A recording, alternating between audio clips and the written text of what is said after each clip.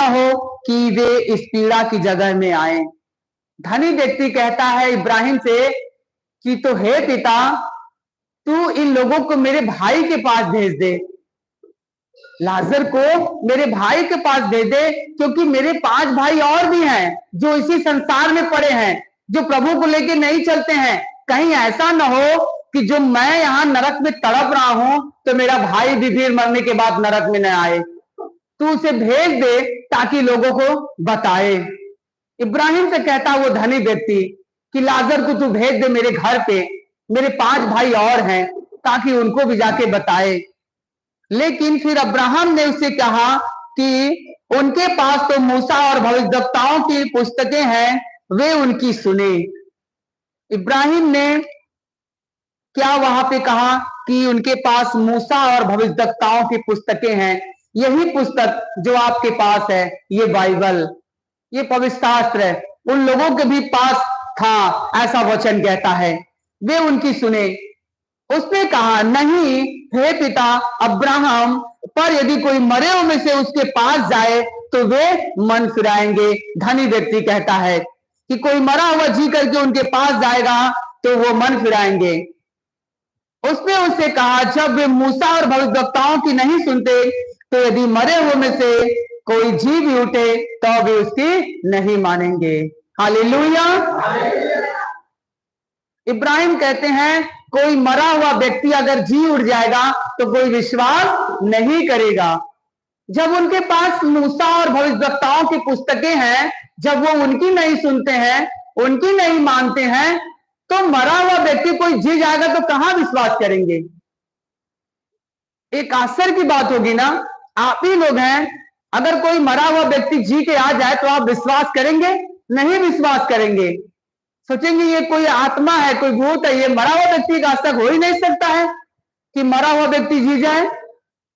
इसलिए इब्राहिम ने वहां से कहा कोई, जब मूसा और ये उनकी पुस्तकें लोग नहीं मानते तो कोई जी मर के कोई जी जाए तो कोई बात उनकी नहीं मानेंगे, नहीं विश्वास करेंगे, ऐसा वहां पे उन्होंने कहा।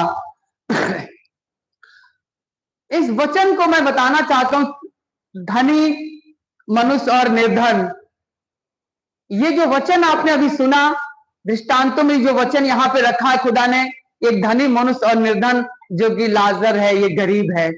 इस वचन से आप क्या सीखते हैं?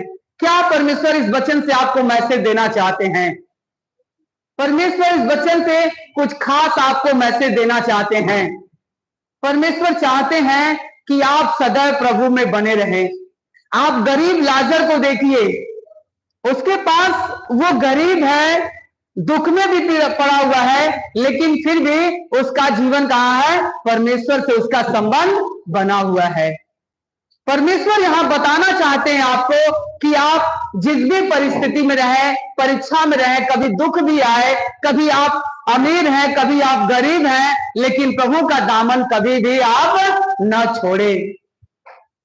परमेश्वर से अपना संबंध आप अच्छी रीति से बना के रहें, क्योंकि आपने देखा वो गरीब लाजर था, बीमार था, उसके शरीर पे काफी फोड़ा भी था, कुत्ते उसके आकर के घाव को चाटते थे, लेकिन क्या है, उसका विश्वास परमेश्वर में बना हुआ था।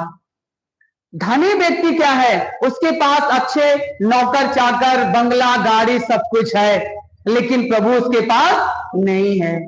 वर्शिप आपने किया ना, जिस जीवन में यीशु ना हो वो जीवन किस काम का? किसी काम का नहीं।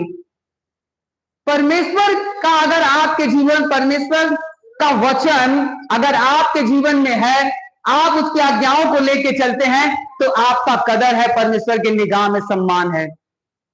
परमेश्वर का वचन कहता है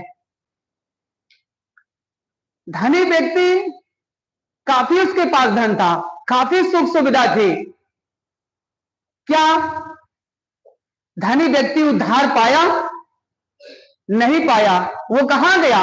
नरक में गया। वो नरक में तड़प रहा था। और जो गरीब था, जो लाजर था, जिसके पास खाने को भी नहीं था, लेकिन उसका संबंध परमेश्वर से अच्छी रीति से बना रहा। और दोनों मरे। जो